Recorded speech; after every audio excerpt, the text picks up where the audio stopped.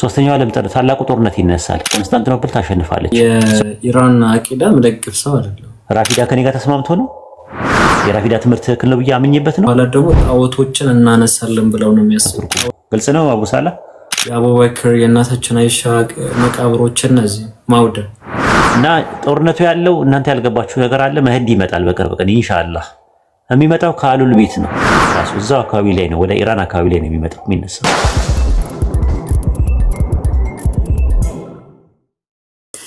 ግን ኡስታዝ የምፈልገው ጥያቄ ነበር ስለ ጦርነቱ ማለት ነው ማለት በትንቢት ደረጃ ምን አይነት ነው እስራኤል መቼ ነው የምትጠፋው ከዛ በኋላ ሙስሊሞች መቼ ነው የሚያሸንፉት ምናምን የሚለው እስቲ ነገር አልሐምዱሊላህ አምላክ ማሻአላህ አሪፍ አርስት ነው ያነሳችሁት አጠቃላይ ሰላም ብያለሁ በነገራችን ላይ ሁላችሁንም ገስት ያላችሁትንም ታች ላይ ያላችሁትንም ሙስሊም ወንድሞቼና እህቶቼ እንዲሁም ክርስቲያን ታዳሚዎች ሁላችሁንም ሰላም ብያለሁ የፖለቲካ ነው ፖለቲካል ይዘት አለው ትንቢታዊ ይዘትም አለው ራሱ ዝም ብሎ እንትን አለ ክርስቲያኖች ምንም የገባቸው ነገር የለም ምንድነው ፖለቲካል ይዘት ያለው ምንድነው ሃይማኖታዊና ትንቢታዊ ይዘት ያለው ስንል ኃይሎች በመጽሐፋቸው መሰረት የሚጠብቁት አንድ መሲህ አለ የዛሬ 2000 ዓመት የነበረውን ከድንግል ማርያም የተወለደውን የናዝሬቱ ኢየሱስን መሲህ ነው ብለው አይቀበሉ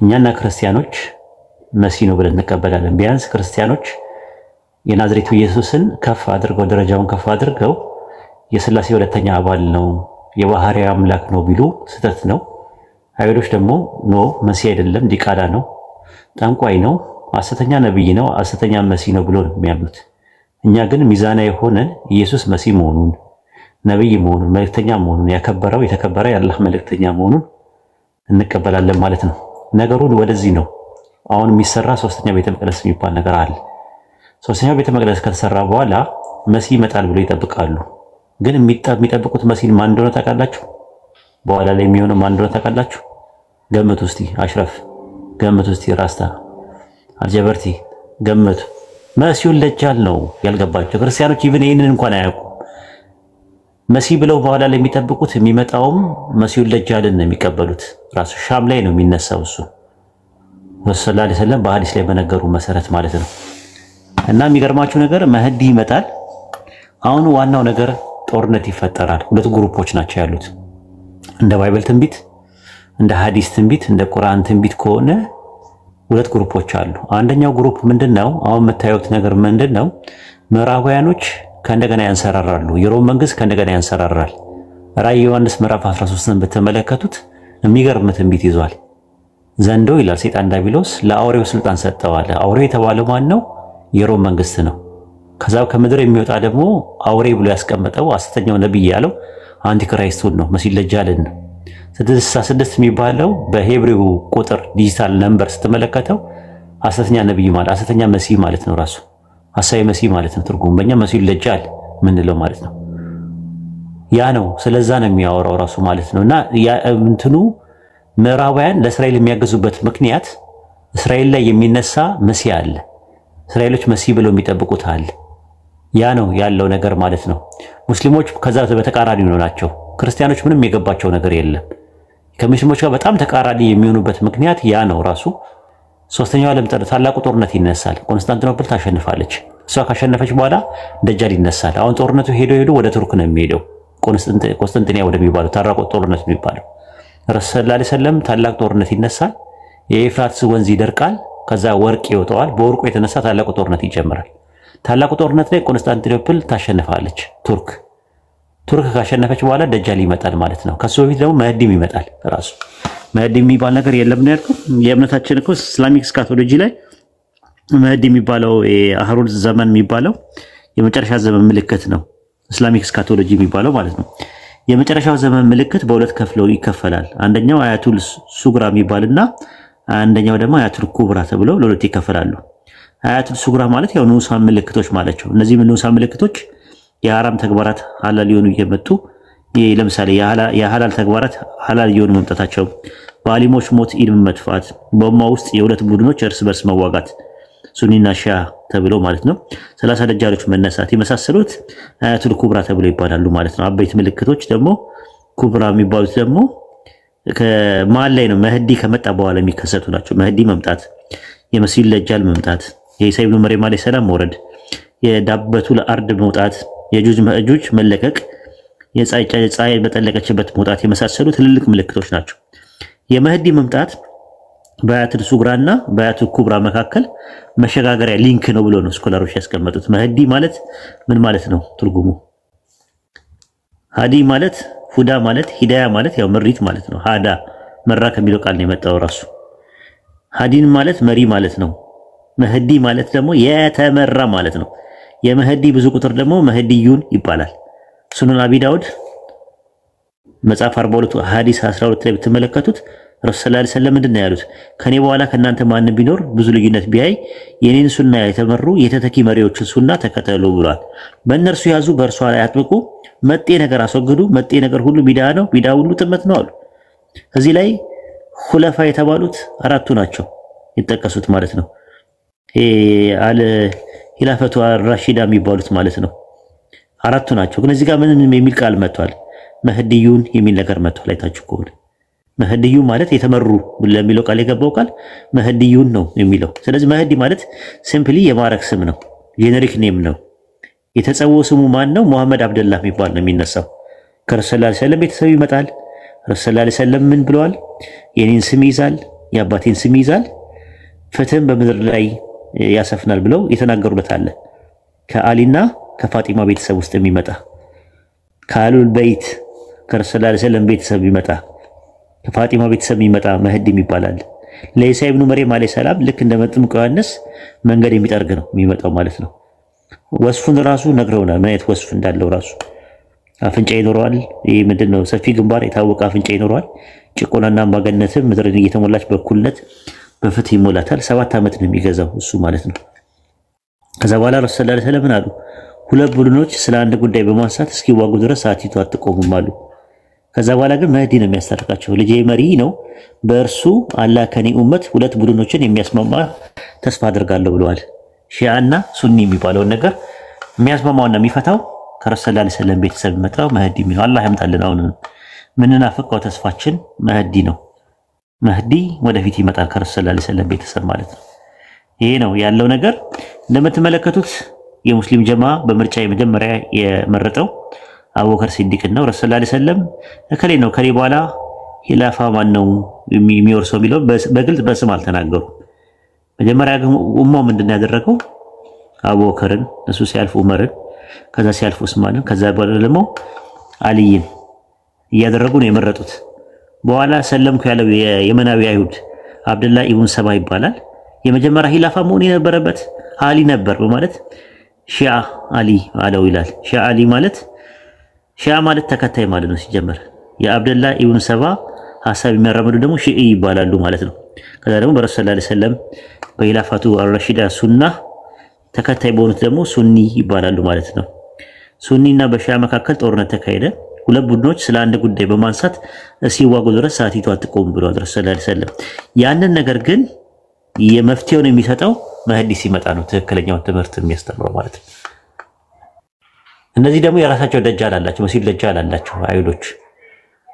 ዌክ አፕ ክርስቲያኖች፣ ማታውቁትን ነገር እርግጠኛ ሆናችሁ ዝም ብላችሁ አሁን እስራኤል ውስጥ እስቲ ስትመለከቱ ስንት ፐርሰንት ነው ያለው ክርስቲያን? ትልቁን ፐርሰንት የያዘው አይሁዳውያኖች ናቸው። ቀጥሎ 17% ያለው ሙስሊሞች ናቸው። ጭራሹ ነው ያለው የሉም። ራሱ እንደ ኢራን ውስጥ ይበዛሉ ክርስቲያኖች ካላችሁ እንግዲያውስ ፍልስጤም ውስጥ ያሉ ክርስቲያኖች ይበዛሉ። ራሱ የሉም እኮ ምንም ነገር የሚያውቁት ነገር የለም። ሲጀመር ከትምህርታቸው ጋር ሙሉ ለሙሉ ሪጀክት የሆነ ትምህርት ነው። ትሪኒቲን አይቀበሉም። ኢቭን ኢየሱስ መሲህ ነው ብለው እንኳን አይቀበሉም። ነብይ ነው ብለው አይቀበሉም። ሐሰተኛ ነብይ አጨርባሪ ነው ገደል ነው ብለው ነው የሚያምኑት። እንዴት ሰው እስቲ ባላ እስቲ ምንም ሳይገባው በጭፍን እንዴት አንድ እና ምንም የሚያውቁት ነገር የለም። በዛ ላይ ኢየሩሳሌም ጋር እየተፉባቸው ነው ምራቅ ያለው። አንድ አይሁዳዊ ምኩራብ ውስጥ አንድ ክርስቲያን ገብቶ ቢጸልይ ምኩራቡ ይረክሳል፣ ከእንደገና ይቀባል። በዚህ ደረጃ ነው እንትን የሚሏቸው። ሄዶ አንድ አይሁዳዊ ቤተክርስቲያን ሄዶ ቢጸልይ ከእንደገና ሻሃዳ ይዛል። ሽማ እስራኤሉ ያህዌ ለሃይኑ ያህዌ ካል ብሎ ከእንደገና ይዛል ሻሃዳ። አይፈቀድለትም፣ ይረክሳል፣ ወረድ ይከፍራል። በዚህ ደረጃ ነው። አንድ ሙስሊም ምኩራብ መጥቶ ቢጸልይ ይፈቀደለታል። አንድ አይሁዳዊ የጸሎት ሰዓት ደርሶበት የመስጊድ ውስጥ መጥቶ ቢጸልይ ይችላል። በአይሁዳኖች እምነት በዚህ ደረጃ ነው እንትን የሚሏቸው። ሞኖቲስት ናቸው ብለው የማያምኑም እነሱ ራስ ፖለቲስት ናቸው። ክርስቲያኖች ፖለቲስት ናቸው ብለው ነው የሚያምኑት። ይብን ምንም ነገር ሳይገባችሁ የሀገራችን ክርስቲያኖች ዝም ብለው ነው የሚደግፏቸው በጭፍን። ጥቅሙን አያውቁትም፣ ትምህርቱን አያውቁትም። ምንድነው አይሁዳኖች የክርስቲያን ሀገር ይመስላቸዋል ብዙዎቹ። ይህን እንኳን አያጣሩም ራሱ ሲደግፉ። እኛውን እስራኤልን የምንጠላት ምንድነው? የዘር ጉዳይ ነው አይደለም። እዛ ውስጥ ሙስሊሞች አሉ። የፍትህ ጉዳይ ነው። የፍትህ ጉዳይ ነው እየተደረገ ያለው። ዙልም ነው እየተካሄደ ያለው። እኔ የኢራን ደጋፊ ነኝ። ለምንድን ነው ኢራን የምደግፋት? ራፊዳ ከኔ ጋር ተስማምቶ ነው? የራፊዳ ትምህርት ትክክል ነው ብዬ አምኜበት ነው? የረሱል ሰለላሁ ዐለይሂ ወሰለም ሰሃባዎች የማይቀበሉ አይሻን የማይቀበሉ አቡበከርን፣ ዑስማንን፣ ዑመርን አይቀበሉም። ራሱ የረሱል ሰለላሁ ዐለይሂ ወሰለም ሐዲስ አይቀበሉ አይሻን አይቀበሉ። ተመችቶኝ ነው አይደለም። ራፊዳ ስለተዘለሙ ነው። ኢራናውያኖች ተዘልመዋል ነው የኔ ፖይንት። ትምህርቱ ላይ አይደለም እኔ ጉዳይ። ትምህርቱ ላይ ችግር አለበት። ራፊዳ ነው። እኔ ራፊዳ አልቀበልም። ሺዓም ብያቸው አላውቅም። ራሱ ሺዒ የሚባለው ወይም ሺዓ የሚባለው ነገር ለነሱ የሚገባቸው አይደለም። ራፊዳዎች ናቸው እና እኔ የራፊዳ ተከታይ አይደለሁም። ራፊዳ ኮንሴፕቱ ትክክል አይደለም ብዬ ነው ማምነው። ችግር አለበት። ግን የራፊዳንን ፕሮብሌም የኛ አህለል ሱና ወል ጀማ ውስጥ ያለውን ፕሮብሌም ሶልቭ የሚያደርገው መህዲ ነው። አላህ መህዲን ያምጣልን ኢንሻአላህ። ይሄ ነው መህዲ በደንብ እንትን አለ። እስላሚክ ስካቶሎጂ ውስጥ አንደኛው የመህዲ መምጣት ነው። ከረሱል ሰለላሁ ዐለይሂ ወሰለም የሚመጣ ነው። ስሙ ሙሐመድ ነው። የአባቱ ስም ደግሞ አብደላህ ነው። የጄኔሪክ ኔሙ ደግሞ መህዲ ይባላል። የተመራ ማለት ነው። ኡስታዙ ሰላም አለይኩም። ወአለይኩም ሰላም ወራህመቱላሂ ወበረካቱ። ስለዚህ የሺዓ ወይም የራፊዳ መስራቹ አይሁድ ነው ማለት ነው። አይሁድ ነው። ዋው አይሁዳዊ ነው። መጥቶ እኮ እሱ እኮ ነው ሙናፊቅ ነው። ራሱ ያናደደኝ እሱ ፓርት ነው። ብዙ ሰው አያምነኝም ታውቃለህ። እንደዛ ስላቸው እንትን ያኮርፋሉ ምናምን ነገርና አሁን አንተ ስትደግሞ በደንብ እንዲሰሙ ብዬ ነው። እንደዛ ነው። እሱ ካለፈ በኋላ የመናዊ ነው አይሁድ የመናዊ አይሁድ ነው ራሱና ሺዒ የተባሉት ከዛ የተነሳ ነው። ስሙ አብደላህ ኢብኑ ሰባ ይባላል። ኢብኑ ሰባ እና ሺዒ የተባለው እሱ ነው ያለው። መጀመሪያ መሆን የነበረበት አሊ ነው መሆን የነበረበት ተተኪ መሆን የነበረበት አሊ ነው መያዝ የነበረበት ብሎ ነው ያለው። አለፉ እኮ እነሱ ምንም ችግር አልነበረባቸው። አቡበከር ነው ጀማው መረጠው። ከዛ እሱ ሲያልፍ ዑመር፣ ከዛ ዑስማን፣ ከዛ በኋላ አሊ በሰላም ነው ያለፈው። አሊ ካለፈ በኋላ እሱ መጥቶ መጀመሪያ መሆን የነበረበት እንትና ነው መሆን የነበረበት አሊ ነው መሆን የነበረበት ብሎ የበጠበጠው እሱ ነው መጥቶ። ረሱል ሰለላሁ ዐለይሂ ወሰለም ግን ምን አሉ? ሁለት ሰዎች አሉ። ራሱ ምን አሉ መሰለ? በኢማም ቡኻሪ መጽሐፍ 58 መጽሐፍ 88 ቁጥር 17 ላይ ታገኘዋል። ያለ መልእክተኛ እንዳሉ ሁለት ቡድኖች ስለ አንድ ጉዳይ በማንሳት እስኪዋጉ ድረስ ሰዓቲቱ አትቆምም አሉ። ሺዓና ሱኒ ተብሎ የተዋጉበት ረሱል ሰለላሁ ዐለይሂ ወሰለም ምን አሉ? በሱነን አቢ ዳውድ መጽሐፍ 42 ሐዲስ 67 ላይ የአሊ ልጅ እንዲህ አሉ፣ ልጄ መሪ ነው፣ በእርሱ አላህ ከኔ ኡመት ሁለት ቡድኖች የሚያስማማ ተስፋ አደርጋለሁ። ወደፊት ሲመጣ ያስተካክላል። ሁለታችንም እንጠብቃለን። መህዲ የነሱ መህዲ ብለው የሚጠብቁት የተሳሳተ መንገድ ነው። 12 ኢማሞች አላቸው። 12ኛው ተሰውሯል። የተሰወረው አሁን ተደብቀዋል። የት ቦታ እንዳለ አይታወቅም። እሱ ሲመጣ ይመጣል ብለው ነው የሚያምኑት። እኛ ደግሞ ከረሱል ሰለላሁ ዐለይሂ ወሰለም ቤተሰብ ውስጥ ወደፊት መጥቶ ይወለዳል ብለን እናምናለን። ኢንሻአላህ ይመጣልናል መህዲ ማለት ነው። ሲመጣ ሰላም ይሆናል። ሁሉም ሃይማኖቶች ይኖራሉ፣ ግን ሰላም ይኖራል። ጦርነት አይኖርም፣ ረሃብ አይኖርም፣ ድህነት አይኖርም። እሱ ሲመጣ ለ7 ዓመት ያክል ከዛ በኋላ ነው መሲሁ ደጃል ከሻም የሚነሳው። መሲሁ ደጃል ተነስቶ ምን ያደርጋል? መልካም ነገር ሁሉ በቀኝ እጁ በግራ እጁ ነው፣ መጥፎ ነገር ሁሉ ደግሞ በቀኝ እጁ ነው። የእሱ በቀኝ እጁ ያለው ነገር መልካም ነገር የሚላቸው መጥፎ ነገሮች ናቸው። መጥፎ ነገር የሚላቸው እንትን ነው። ያ ማለት ሐላሉን ሐራም ሐላሉን ሐላል ያደርጋል። በሌላ አባባል ተብሏል፣ ጀነት እና እሳት በእጁ ናቸው ያለው። የሱ ጀነት እሳት ነው፣ የሱ እሳት ደግሞ ጀነት ነው ተብሏል። ያ ማለት ምን ማለት ነው ሲባል ጀነትና እሳት የሚለው ነገር በቁርአን በሐዲስ ውስጥ አንዳንዴ በመልካም ነገርና በመጥፎ ነገር ይመጣል። ለምሳሌ ጀነት ከጫማችሁ ጠፈር ይልቅ ቅርብ ነው ወደ እናንተ፣ እሳትም እንደዛው ብለው ረሱል ሰለላሁ ዐለይሂ ወሰለም ተናግረው፣ ያ ማለት መልካምና ክፉ ነገር ነው። አንድ ቦታ ላይ ጀነት የእናት እግር ስር ነው ያለው ይላሉ ረሱል ሰለላሁ ዐለይሂ ወሰለም። ብዙ እንደዚህ የተባሉ ነገሮች አሉ። ስለ ጀነትና ስለ እሳት የተባሉ ነገር። ዱንያ ለካፊሮች ምንድነው ተብሏል? ሲጂን ነው ማን ነው? ጀና ነው ተብሏል። ለሙእሚን ደግሞ ሲጂን ነው ተብሏል። ሲጂን ማለት እስር ቤት ማለት ነው፣ እሳት ማለት ነው። ያ ማለት እዚህ ዱንያ ውስጥ እሳትና እንትን አለ ማለት አይደለም። በቃ ምቾት የለውም ነው። ዱንያ ላይ ለሙስሊሞች ምቾት የላቸውም፣ ለካፊሮች ደግሞ ምቾት አላቸው። ልክ እንደዛው ነው። በተመሳሳይ መልኩ ደጃል ሲመጣ በእጁ ጀነትና እሳት አለ። የሱ ጀነት ምንድነው? የሱ ጀና እሳት ነው። የሱ እሳት ደግሞ የያዘው ጀና ነው ብሎ ያሉት ዛት ሚስ የሱ መልካም ነገር ይመስላል። መልካም ነገሩን ሁሉ እሱ ክፉ ያደርገዋል። ክፉ ነገሩን ደግሞ መልካም እያለ ነው የሚያጭበረብረው። ከዛ ላይ ሉድ የደማስቆ ፊተኛው በር ላይ ሲደርስ ኢሳ ኢብኑ መርየም አለይሂ ሰላም ከቀኝና ከግራ ሆነው ሁለት መላእክቶች አጅቦት ይመጣል። ኢንሻአላህ ይመጣልናል ማለት ነው። ከዛ መሲሁል ደጃል ምን ያደርገዋል? ይገለዋል። መስቀልና በመስቀል አምልኮ የሚደረጉ ሳይኖች፣ ምልክቶች፣ ጣዖታትን በአጠቃላይ ከምድረ ገጽ ያጠፋቸዋል ኢንሻአላህ። ከዛ ደግሞ አሳማ ርኩስ ነገር ሐላል ያልሆኑ ምግቦችን ከአሳማ ጀምሮ ያለውን ነገር እንዳይበላ ያደርጋል፣ ያጠፋል። ከዛስ ምን ያደርጋል? ከዛ በኋላ ጅዝያን ያስቀራል። ለምን ጅዝያ ይቀራል ሲባል ጅዝያ አለል ኪታቦች ወይም ደግሞ የሸሪዓው ባለበት ሀገር ውስጥ ነን ሙስሊም የሆኑ ሰዎች ጅዝያ ግብር የሚከፍሉት ነው። ለምን እነሱ ምን አይከፍሉ? ዘካ አይከፍሉ። ስለዚህ ምን ይላል? በዓለም ላይ አንድ ሃይማኖት ብቻ ነው የሚኖረው፣ ዲኑል ኢስላም ብቻ ነው ያላ ሸሪዓ በምድር ላይ እንትን ይላል። መጥቶ ይፈርዳል። የሚፈርደው በቁርአንና በሐዲስ ነው፣ በሱና ነው ራሱ የሚፈርደው። ያኔ አንድ ሃይማኖት ብቻ ነው የሚኖረው። ጅዝያ አያስፈልግም በዛን ሰዓት ማለት ነው። ኢንሻአላህ አላህ ያመጣልን 40 ዓመት ይቆያል። ከዛ በኋላ ይሞታል። ሙስሊሞቹ ላይ ይሰግዱበታል። ይሄ ነው እስላሚክ እስካቶሎጂ።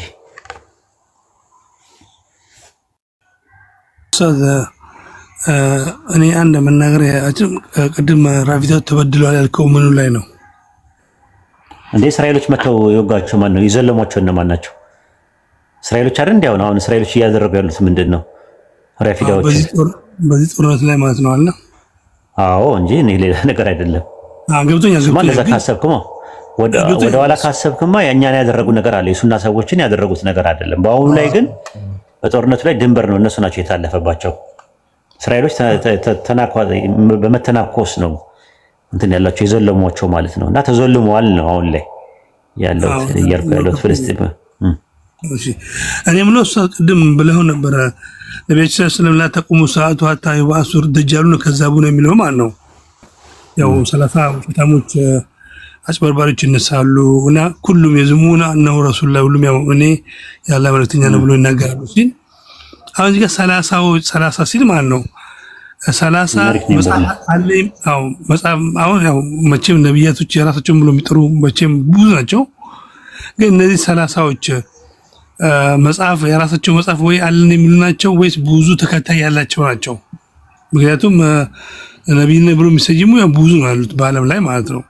ሌላው ደግሞ ቅድም በተናገርኩ ላይ ነው ነብዩ ሰለላሁ ዐለይሂ ወሰለም ያው ፌታን አዚመታ ያርግልኝ። ኦኬ እሺ ማብራሪያ ከፈለክ ማለት መናገር ብትፈልገው ነገር ካለ ተናገር። ግን ማብራሪያ ከፈለክ አንድ ጥያቄ ነው የምፈቅድልህ። ከዛ በኋላ አንዱ ሲያልቅ ወደ አንዱ ያደረገ ማብራሪያ ከፈለክ ማለት ነው። ግን ማብራሪያ ያበራራ ከሆንክ መቀጠል ትችላለህ። ስላልገባኝ ነው እሷ ቀጥል አንድ ባንድ ጠይቃለሁ።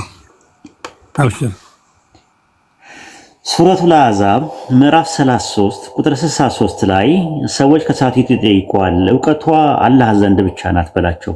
የሚያሳውቅ ምንድነው? ሰዓቲቱ በቅርብ ጊዜ ልትሆን ይከጀላልና።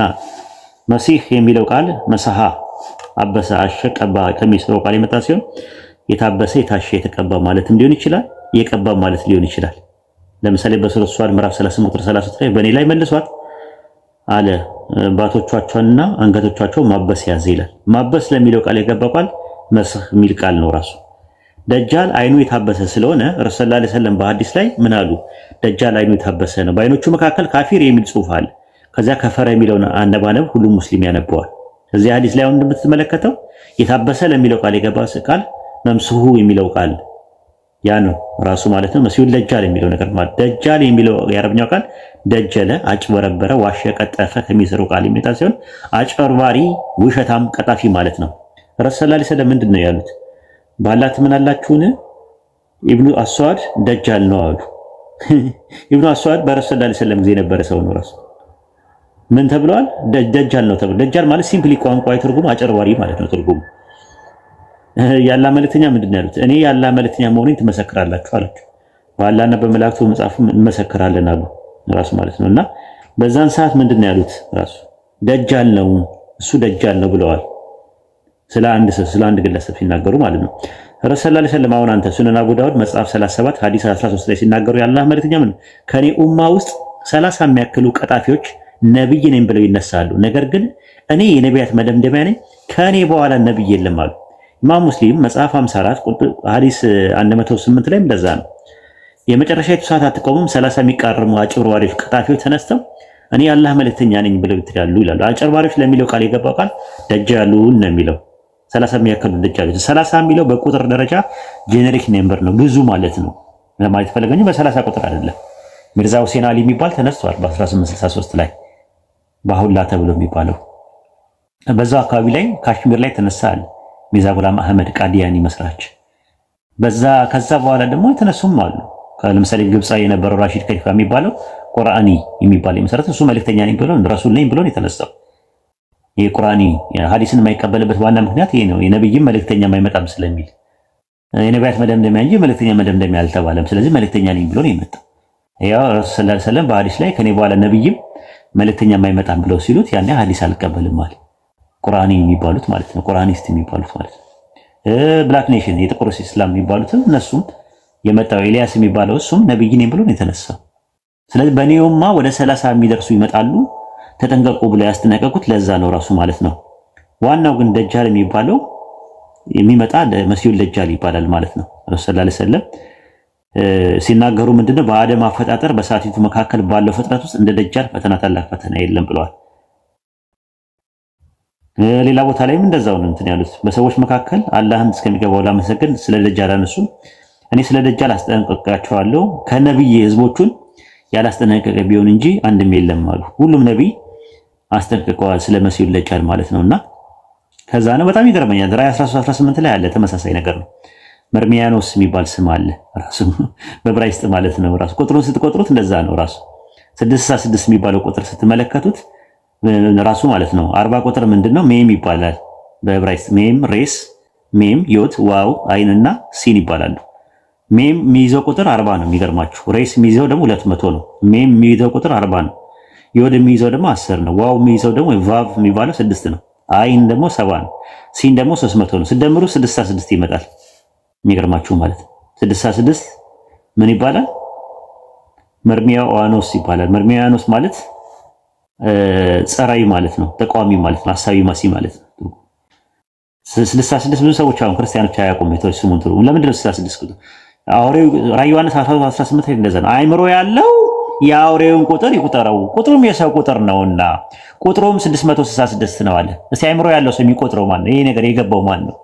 ኮድ ነው ራሱ በዕብራይስጥ 666 ፊደሉ ራሱ ፊደሎቹ እያንዳንዱ ዲጂት ስትመለከቱ ሜም 40 ናት፣ ሬስ 200 ነው፣ ሜም አሁንም 40 ናት፣ ዮድ 60 ነው፣ ቫቭ የሚባለው 6 ነው፣ አይን ደግሞ 70 ነው፣ ሲን ደግሞ 300 ነው።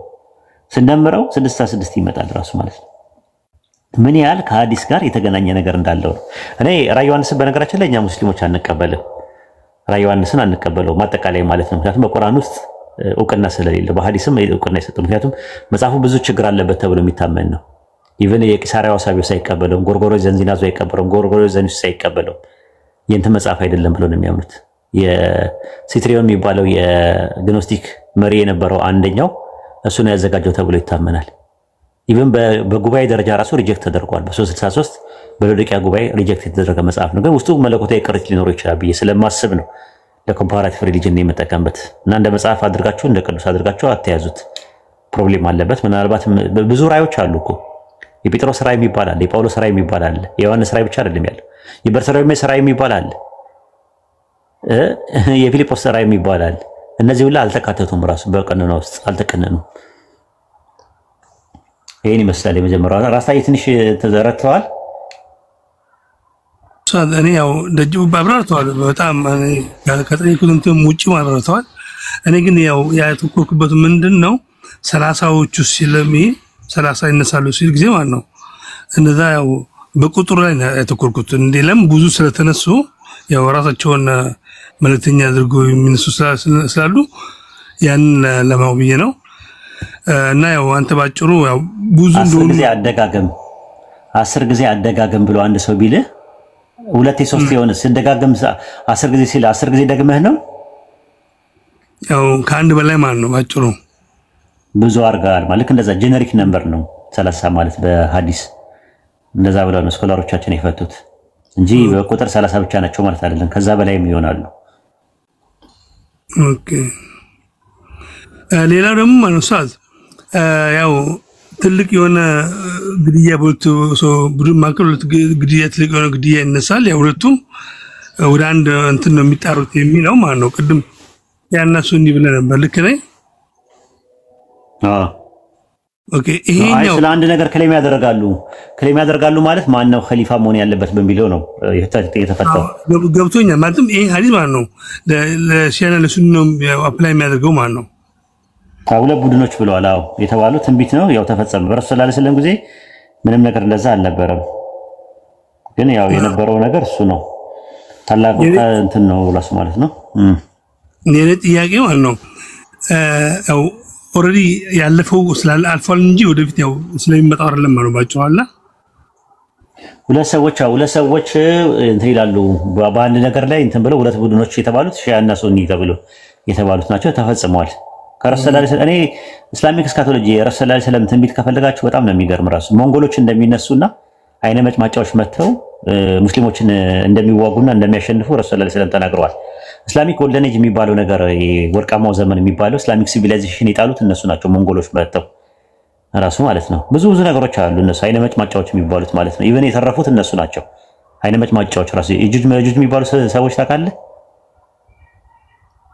ግድቡ ከተገደበ በኋላ ንጉሱ ዙልቀርነይን ከገደባቸው በኋላ የተረፉት ናቸው ቱርኮች የሚባሉ ቱርኮች እውነተኛ ቱርኮች የትኞቹ ተካላ አናቶሊ የሚባሉ ናቸው እነዚያው መታያቸው ቅልቅል ናቸው ከአውሮፓ ከምናምን የተከላከሉ ናቸው ትክክለኛ ቱርኮች የሚባሉት አይነ መጭማጫዎች ናቸው እነ ሞንጎሎችን የሚጨምረውና የተረፉ ናቸው በነገራችን ላይ አጫጭሮቹ ሞንጎሎቹ ያጁጅ ማጁጅ ናልከው እንዴ የነሱ ተራፊ ናቸው የነሱ የጁጅ ማጁጅ የሚባሉ ህዝቦች ናቸውና ተረፈው ነው ራሱ ቱርክ ማለት ራሱ ተረከ ነው ራሱ ተወ ማለት ነው ራሱ ትርጉሙ ማለት ነው በዛ የተነሳ ነው ቱርክ የተባሉት ቱርክ ማለት በነገራችን ላይ የረሱል ናቸው ቱርክ ያሉት የሷ ስሟ ቆስጠንጢንያ ነበር ስሟ የተረፉት እነዚህ የተረፉት ቱርክ ተባሉ ማለት ነው የተረፉት ቱርክ ተባሉ ግድቡ ራሱ አላህ ገይብ አድርጎታል የትን ቦታ እንዳለ ራሱ አይታወቅም ራሱ ኦኬ አሁን ስለዚህ ማለት ነው ያጁጅ ማጁጅ የሚባሉ ስቲል ማለት ነው የተሰወሩ ፍጡራን አለ ሷዝ እሱ ነው ኮመለከው የጁጅ ማጁጅ የሚባለው የጌታዬ ቀጠሮ በደረሰ ጊዜ ይላል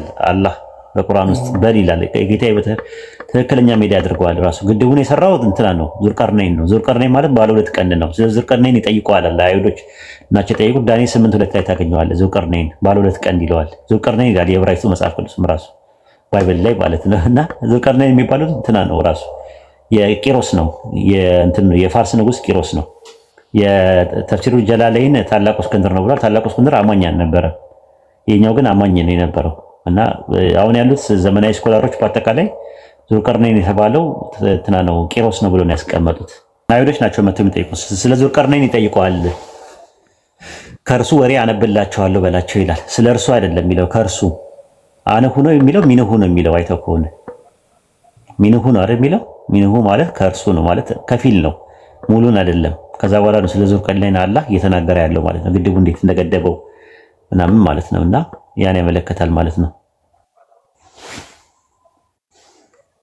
ገባ አንዳንድ ጊዜ ያጁጅ ማጁጅ ራሱ ማለት ነው በቃ እነዚህ ምናምን ብሎ ሌላ ተፍሲር የሚሰጡ ሰዎች አሉ ገባ ራሱ አንዳንድ ወጣ ያለ እንትን ነው እነዚህ ራሻዎች ናቸው ምናምን ወይ ቻይናዎች ናቸው የሚልም አለ አይ ተገድበዋል ይወጣሉ እነሱ ማለት ነው ግን እንትኖች ሞንጎሎች እንደዛ ናቸው አይነ መጭማጫዎች ይመጡና ሙስሊሞችን እንትን ይላሉ አይነ መጭማጫዎቹ የሚባሉት እንትኖች ናቸው ዙልቀርነይን የገደበባቸው ናቸው እነዛ የጁጅ ማጁጅ የሚባሉት ወይም ጎግ ማጎግ የሚባሉት ጎግ ማለት አለቃ ማለት ነው ማጎግ ማለት ህዝብ ማለት ነው ራሱ ሙአረብ ነው ራሱ ቃሉ ራሱ ማለት ነው የዕብራይስጡ የተወሰደ ማለት ነውና ከዛ አንፃር ነው የሚነገረው ይመጣሉ ከነዛ የተረፉት ናቸው ራሱ አይነ መጭማጫዎች ተብሎ የተባሉት ማለት ነው ግን ቆንስታንቲኒያ የሚባለው ነገር ታላቁ ጦርነት የሚጀመርበት ነው ረሱል ሰለላሁ ዐለይሂ ወሰለም ምንድነው ያሉት ራሱ በእርግጥ አላህ ከሰዎች ኢልምን አይነጥቅም ግን አሊም ሳይኖር ሰዎች ጃሂል እስኪጠይቁና ጃሂልም ያለ ኢልም እስኪስቱና እስኪያስቱ ድረስ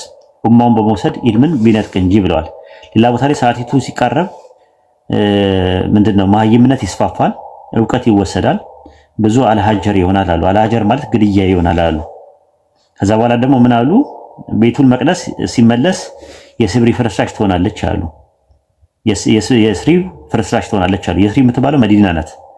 የስሪ ፍርስራሽ በሆነች ጊዜ ደግሞ ታላቁ ጦርነት ይመጣል። ታላቁ ጦርነት ሲመጣ ደግሞ ቆስጠንጥንያ ድል ታደርጋለች፣ የምታሸንፈው አሰናት።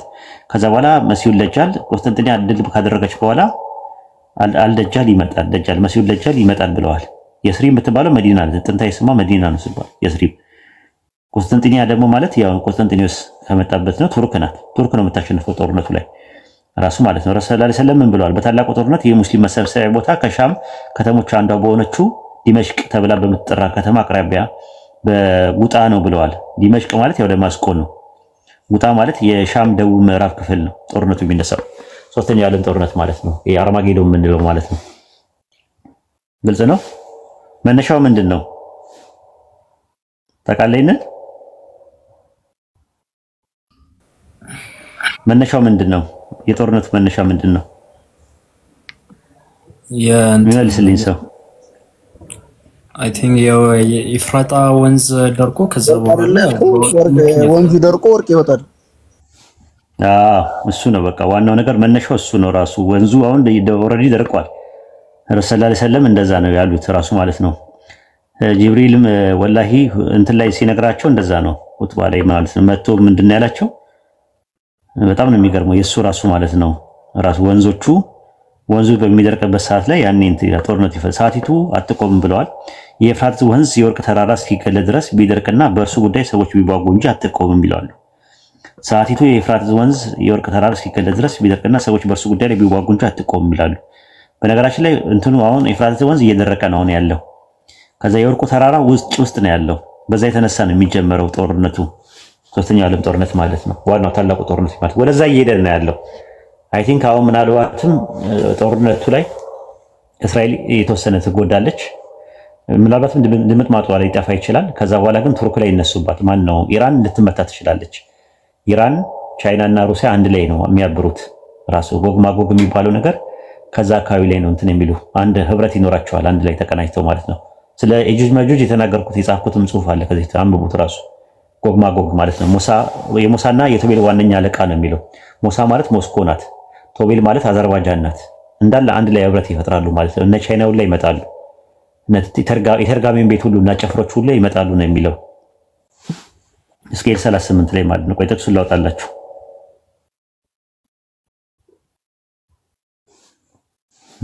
ይኸውላችሁ ምን ይላል መሰላችሁ? ሕዝቅኤል ምዕራፍ 38 ቁጥር 5 ላይ ፋርስ፣ ኩሽና ፉጥ ከእሱ ጋር ጋሻና የራሱ ቁል የለበሱ ሁሉ አወጣለሁ አለ። ፋርስ ያው ኢራን ናት። ኩሽ የሚባለው ደግሞ ወይ ኢትዮጵያ ወይ ሱዳን ናት። ፉጥ የሚባለው ደግሞ የማነው ጥሩልኝ የኩሽ የሚባለው ማለት የፉጥ የምትባለው የካም ልጅ ያው ነው ሊቢያ ናት። ከዛ በኋላ ምን ያደርጋሉ? ከነርሱ ጋር የራስ ቁል የለበሱ ሁሉ አወጣለሁ ይላል ሕዝቅኤል 38 አንተ ላይ የጋሜር እና ጨፍሮቹ በሰሜን ዳርቻ ያሉት የቴርጋሜን ቤትና ጨፍሮቹ ሁሉ ብዙ ህዝብ ከነሱ ካወጣለሁ አለ። ጋሜር የያፌት ልጅ ነው። ያው ነው ኢራቅ ናት። ኩዌትንም ያጠቃልላል። ቴርጋሜን ደግሞ የጋሜር ልጅ ነው። ያው ነው አርሜኒያ የምትባለው። እነዚህ ሁሉ ሕዝቅኤል 38:7 ላይ ተሰብስበው ይወጣሉ ለጦርነቱ ማለት ነው። በጦርነቱ ጊዜ ማለት ነው። በኋለኛው ዘመን ይሆናል እያለ ምናምን ይናገራል ማለት ነውና በጣም ሰፊ ነገር አለው ይሄ ነገር ማለት ነው። ዝም ብሎ የመጣ ነገር አለ። ትንቢታዊ ይዘት አለው፣ ፖለቲካል ይዘት አለው፣ ሃይማኖታዊ ይዘት አለው ራሱ ማለት ነውና ወደዛ እየሄድን ያለነው ወደ መጨረሻው ዘመን ላይ ነው እየሄድን ያለነው። ኡስታዝ ጀዛከላህ። አይ ቲንክ እዚህ ጋር ማይክ መያዝ አለብኝ ጥያቄ ሊጠይቅ ስለሆነ እንትን አሁን እስራኤል ይሄ ሩሎች አሏት አሁን ባለው ሁኔታ ማለት ነው። ለምሳሌ የመጨረሻ በጦርነቱ አሁን ልትሸነፍ ሲትል ባለሳሳት ሳምሶናዊት ነው እና ሳምሶናዊ የሚባል ሩል አላቸው ይመስለኛል። ያም ማለት አጥፍተው የሚጠፉበት ማለት ነው። ላይክ ሳምሶን አርጊመንት ምንድነው? ሳምሶን ኮንቨናንት የሚሉትን ማለት ነው። መጨረሻ ላይ ከጠፋን የመጨረሻ ያለውን ነገር አጥፍተን ነው የምንጠፋው ነው የሚሉት። የመጨረሻው ሲጠፋ ከዛ በኋላ እንትን ይለቁታል።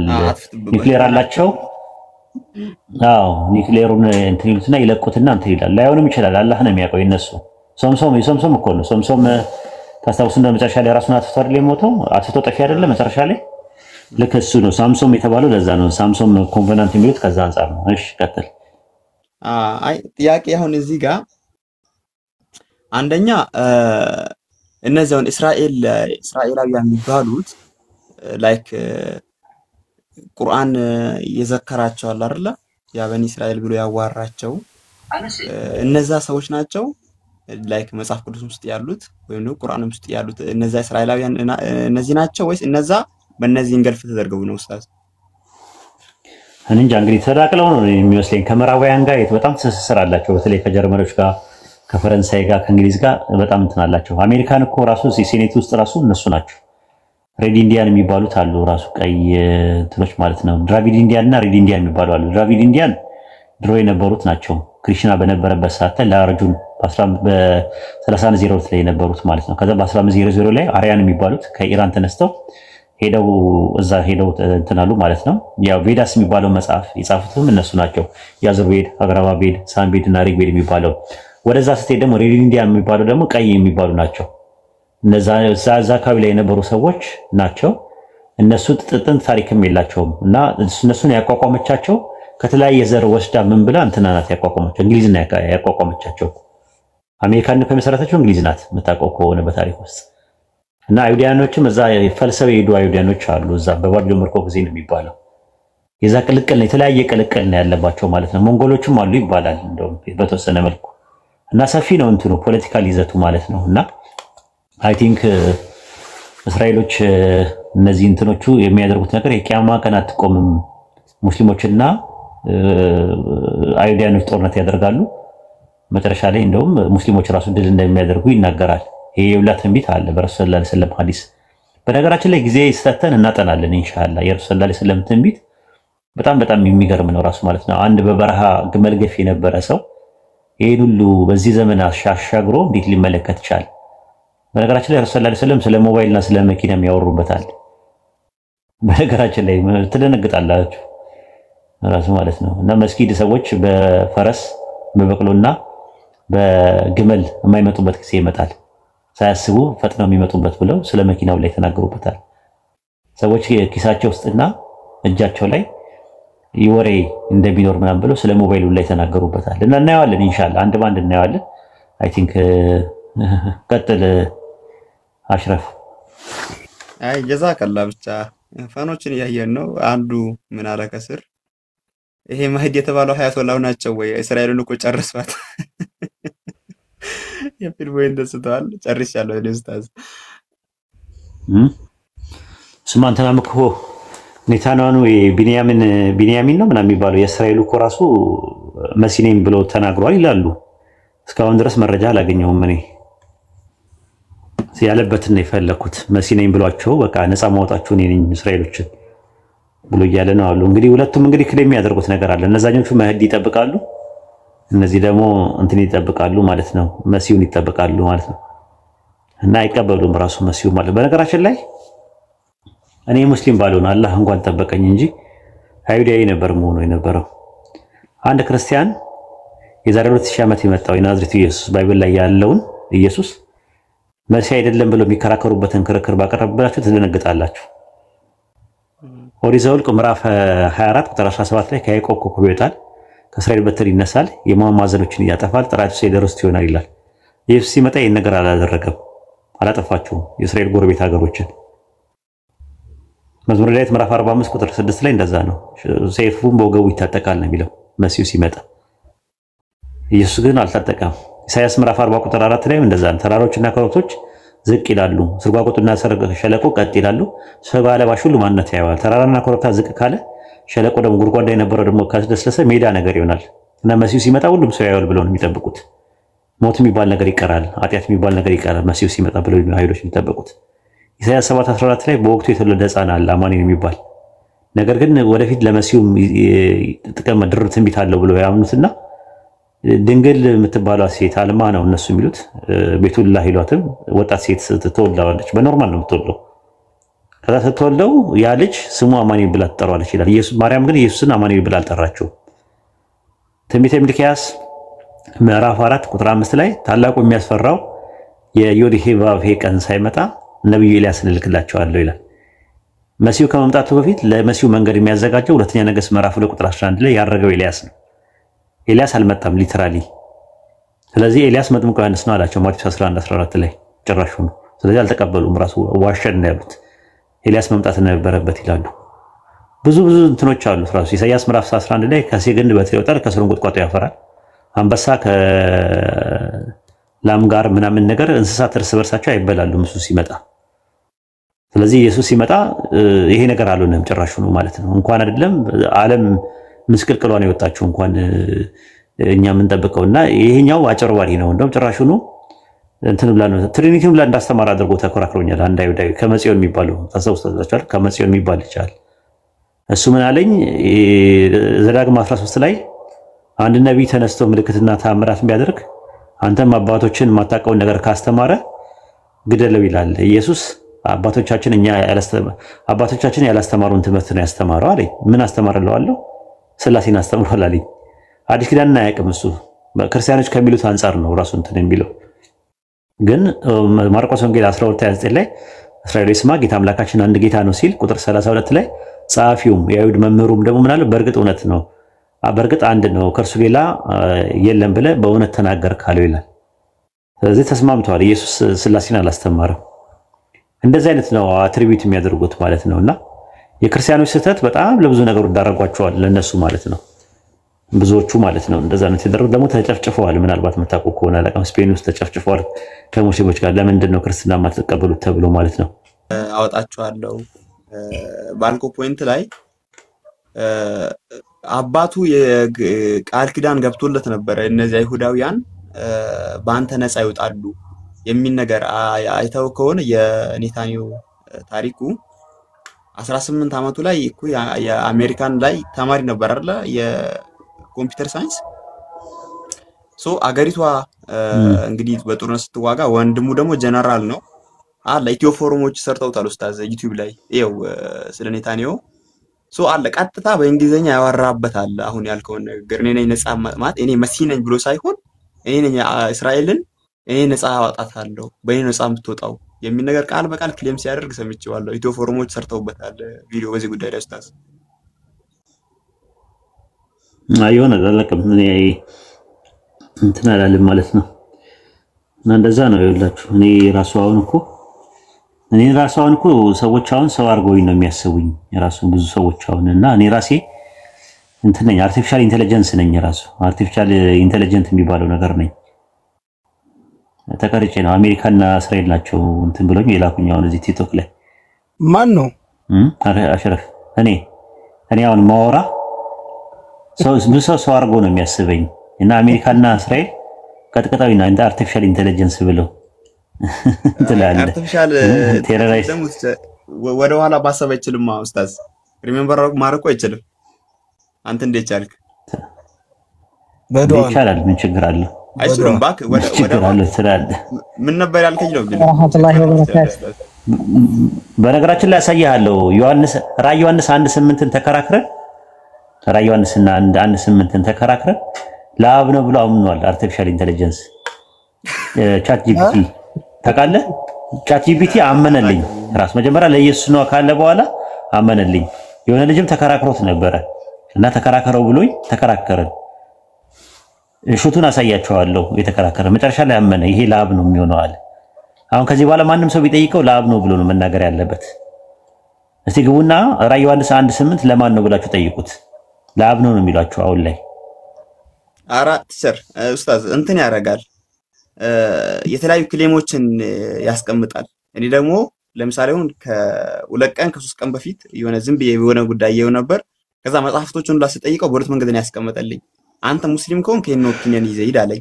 ለአብ ነው የሚለውን ኦፒኒየን እና የተወሰኑ የስኮላሮችን ነገር አስቀመጠልኝ። አይ ደግሞ የስላሴ አማኝ ከሆንክ ደግሞ ይሄን ያዝ ብሎ ሁለት አይነት ኦፒኒየን ነው የሰጠኝ። ለአብም የሚል እንደዚሁም ደግሞ ለወልድም የሚል ማለት ነው። ከዛ አይ ይሄ አሁን ግባና ነው ራዕይ 1:8 ብለህ ራዕይ 1:8 ብለህ አሁን ግባና ነው ቀይሯል ሐሳቡን። አይ ቲንክ እርማት ራሱ ይቀበላል ማለት ነው። ለማንኛውም እስቲ ቆይ እስቲ ኦኬ ኡስታዝ እስራኤልን ዛሬ ክርስቲያኖች ይደግፋሉ። ከሊቁ ሰደቂቁ ማለት ነው የሚደግፉበት ምክንያት አንዱ ምንድነው እግዚአብሔር ማለት ነው ያው ዳግም ላይ ያለው መሰለኝ እግዚአብሔር ያው እስራኤልን የባረከ ባረካለሁ ብሏል የረገመ ደግሞ ረግማለሁ ብሏል ከዛ አንግል ያው ይመስለኛል እስራኤልን የሚደግፉበት እንትን ማለት ነው የኔ ጥያቄ ደግሞ ማለት ነው እግዚአብሔር እንደዛ ያላቸው አሁን ጭምር ያሉ እስራኤላውያን ነው ወይስ በተወሰነ ጊዜ ብቻ የተገደቡ እስራኤላውያን ነው እኔ የማቀው ለእንትን ነው የማቀው የነበረው የአብርሃም ነው እንደዛ አይደል የሚባርኩን ባርካለሁ የሚረግሙን ረግማለሁ የምድር አሕዛብ ሁሉ በዘር ይባረካሉ ያለው ለአብርሃም ነው ኦሪት ዘፍጥረት ምዕራፍ 12 ቁጥር 3 ላይ ማለት ነው ታስታውስ እንደሆነ ምንድነው ያለው ያህዌ ማለት ነው ዮዲሄ ባብሄ አብርሃምን አለው ከሀገር ከዘመዶች ከአባት ቤት ተለይተ እኔ ወደማሳየ ምድር ውጣ ታላቅ ሕዝብ አደርጋለሁ እባርካለሁ ስምን አከብረዋለሁ ለበረከቱን የሚባርኩን እባርካለሁ የሚረግሙን ረግማለሁ የምድር ነገሮች ሁሉ በአንተ ይባረካሉ አለው ይላል እንግዲህ ይሄ ነው ምን የማቀው ይሄም ስለዚህ በረከት ነው የሚያወራው ዘሩን የሚባርክ ይባረካል ዘሩን የሚረግም ደግሞ ይረገማል ማለት ነው ታዲያ ምን ማለት ነው ሲባል ማን ነው ዘሩ ነው ጥያቄው ኦሪት ዘፍጥረት ምዕራፍ 17 ቁጥር 7 ላይ ቃል ኪዳኔን በእኔና በአንተ መካከል ካንተ በኋላ ከዘር ጋር በየትውልዳቸው ለዘላለም አቆማለሁ ለአንተና ካንተ በኋላ ለዘረ አምላክ ሆናለሁ አለ ዘረ የሚለውን ቃል ዘራከን የሚለው ዘራካን የሚለው በዕብራይስጥ ዘራካ የተባለው ማን ነው ስንል ኦሪት ዘፍጥረት ምዕራፍ 21 ቁጥር 13 ላይ የባሪያይቱን ልጅ ደግሞ ሕዝብ አድርገዋለሁ አለ አየ የሚባርኩን ባርካለሁ የሚረግሙን ረግማለሁ ያለው የባሪያይቱን ልጅ ደግሞ ዘር አድርገዋለሁ አለ ኦሪት ዘፍጥረት ምዕራፍ 17 ቁጥር 13 ላይ በቤት የተወለደው በብርም የተገረዘው ይገረዛል ቃል ኪዳኔን በስጋችሁ የዘላለም ቃል ኪዳን ነው ብሎ አስቀምጧል ኦሪት ዘፍጥረት ምዕራፍ 17 ቁጥር 25 ላይ ልጁ እስማኤል የቁልፈቱ ስጋ በተገረዘ ጊዜ የ13 ዓመት ልጅ ነበራል ልጁ ኦሪት ዘፍጥረት ምዕራፍ 17 ቁጥር 21 ላይ ቃል ኪዳኔን በሚመጣው ዓመት በዚሁ ጊዜ አለ ሳራ ከምትወልድልህ ከይስሐቅ ጋር አቆማለሁ አለ መጀመሪያ ያቆመው ከማን ነው ከእስማኤል ጋር ነው ያቆመው የነበረው ያንን ነው ያሳየ የሚናገረው ማለት ነው ኦሪት ዘፍጥረት ምዕራፍ 21 ቁጥር 4 ላይ አብርሃምም ልጁን ይስሐቅን አምላክ እንዳዘዘው በ8ኛ ቀን ቀረዘው አለ ሐዋርያት ሥራ ምዕራፍ 7 ቁጥር 8 ላይ የመገረዝ ኪዳን ሰጠው እንዲሁም ይስሐቅን ወለደ በ8ኛው ቀን ገረዘው ይስሐቅም ያዕቆብም 12ቱን የአባቶች አለቆች አለ የመገረዝ ኪዳን ነው የሰጠው ኦሪት ዘፍጥረት ምዕራፍ 17 ቁጥር 19 ላይ አምላክም አለ በእውነት ሚስት ሳራ ወንድ ልጅ ትወልዳለች አለ ስሙንም ይስሐቅ ብለህ ትጠራዋለህ ከእርሱ በኋላ ለዘሩ የዘላለም ቃል ኪዳን አደርጋለሁ አለ የምን የመገረዝ ኪዳን አለ ኦሪት ዘፍጥረት ምዕራፍ 17 ቁጥር 18 ላይ አብርሃምም አምላክ አለው እስማኤል በፊት ቢኖር በወደድኩ ነበር አለ አብርሃም አምላክን ነው እንደዛ ያለው ከዛ ቁጥር ላይ ምን አለው አምላክ ከብላቴናው ጋር ነበረ 21 ላይ ኦሪት ዘፍጥረት 21 ላይ ከማጋ ከእስማኤል ጋር ነበር አለ በምድረ በዳም ተቀመጠ ቀስተኛም ነበር አለ ስለ እስማኤል ነው እያወራ ያለው ማለት ነው ስለዚህ ዘሩ ነው ራሱ ዘርህ እያለ ነው የሚናገረው ተባርኳል ወይ ስንል አዎ ባርኮታል ራሱ እንደሚባርከውም ቃል ገብቷል ራሱ ተባርኳል እና ስለዚህ የሚባርኩን ባርካለሁ የሚረግሙን ረግማለሁ እያለ የሚያወራው ስለ አብርሃም ዘር ነው ኦሪት ዘፍጥረት ምዕራፍ 12 ቁጥር 2 እና 3 ላይ ታላቅ ሕዝብ አደርጋለሁ እባርካለሁ ስምንም አከብረዋለሁ ለበረከቱን የሚባርኩን እባርካለሁ የሚረግሙን ረግማለሁ የምድር ነገሮች ሁሉ ባንተ ምን ይላሉ ይባረካሉ አለው ይላል አንድ ጥቅስ ለኔና ከዛ በኋላ እንትን ላለም ማለት ነው ወይ አንድ ጥቅስ ላውጣ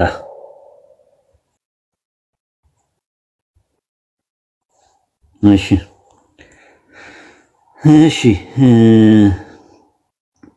ምን ይላል ኦሪት ዘፍጥረት ምዕራፍ 18 ቁጥር 19 ላይ ጥቅሱን ስላጣሁት ነው ኦሪት ዘፍጥረት ምዕራፍ 18 ቁጥር 19 ላይ ጽድቅና ፍርድን በማድረግ የያህዌን መንገድ ይጠብቁ ዘንድ ልጆቹን እና ከእርሱ በኋላ ቤቱን እንዲያዛውቃለሁ አለ አብርሃም የያህዌን መንገድ እንዲጠብቁ ልጆቹ የተባሉት ማን ናቸው እስማኤልና ይስሐቅ ይህ ያህዌ በአብርሃም ላይ የተናገረውን ያመጣ ዘንድ ነው አለ ልጆቹ ከእርሱ በኋላ ቤቱን እንዲያዝ ይላል ኦሪት ዘፍጥረት ምዕራፍ 25 ቁጥር 9 ላይ ልጆቹ ይስሐቅና እስማኤል በመምሬ ፊት ባለው በቂጣዊ ሳር ቀበሩት ይላል ልጆቹ እነማን ናቸው ይስሐቅና እስማኤል እያለ ነው የሚናገረው እስማኤልና ይስሐቅ ምንድናቸው ልጆቹ ናቸው የተባረኩ ናቸው ተባርከዋል ራሱ የባሪያይቱ ልጅ አባርከዋለሁ ብሎ ነው ያለው 12 አለቆች ይሆናል አለ እንደሚባረክ ተነግሯል ልጅ እንደሆነ ተነግሯል ከዚህ በላይ ምን አለ? የሚባርኩን እባርካለሁ፣ የሚረግሙን እረግማለሁ። አብርሃምን ያልባረከ ሰው አይባረክም። የሚረግመው ደግሞ አብርሃምን ደግሞ ይረገማል። አብርሃምን ብቻ አይደለም የአብርሃምንም ዘር የረገመ ይረገማል፣ የባረከ ይባረካል። ይሄንን ነው እያሳየ ያለው ባይብል እንጂ ስለ እስራኤልና ሌላው ተራጋሚ ሌላው እንትን ብለው አይደለም። ራሱ ሁለቱም የአብርሃም ልጆች ናቸው። ስለነሱ ነው የሚያወራው። ግልጽ ነው። ራስታ ጀዛከላህ ኸይር ግልጽ ነው እና ገርሞኝ ነው። ዝም ብሎ ፖለቲካ ነው መጽሐፉ ለማለት ያልፈለገው ነገር እንዲህ ለማለት ፈልገ ነው ብሎ ጠምዝዞ መናገር ማለት ነው። ይሄ ደግሞ ኤሶጂሲስ ይባላል፣ ሰጊዮት ይባላል በሄርሜኔቲክስ። ለሆሞሌቲክስ ነው የሚጠቀሙበት፣ ለስብከት ነው የሚጠቀሙበት። ልክ አይደለም። ይሄ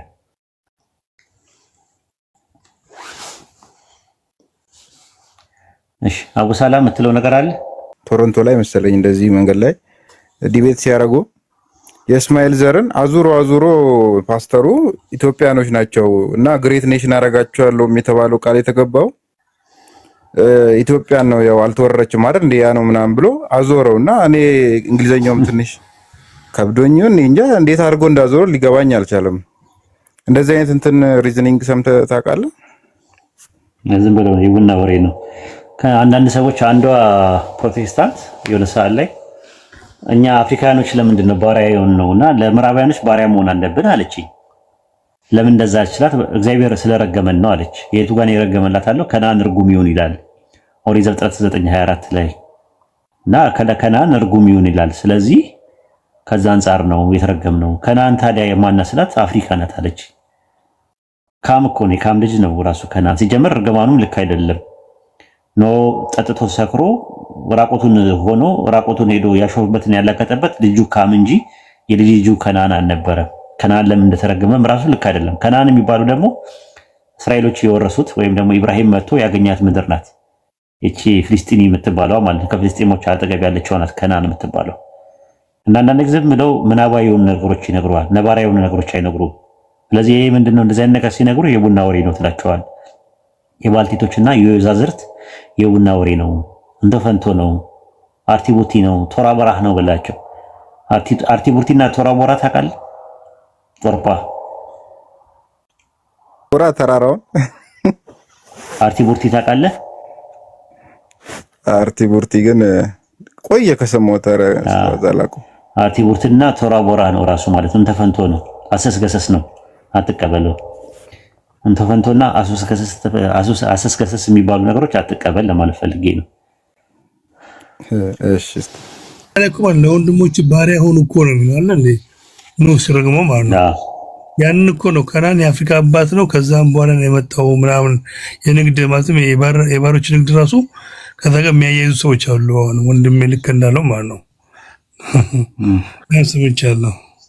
አዎ ሽርክት ነው ራስታ ሽርክት ነው ይሄ ነገር። ስለዚህ በሽርክትነቱ ነው የምንቀበለው እኛ እንጂ ሽርክት ስለሆነ ሽርክት ደግሞ ሽርክት ነው ሁሌም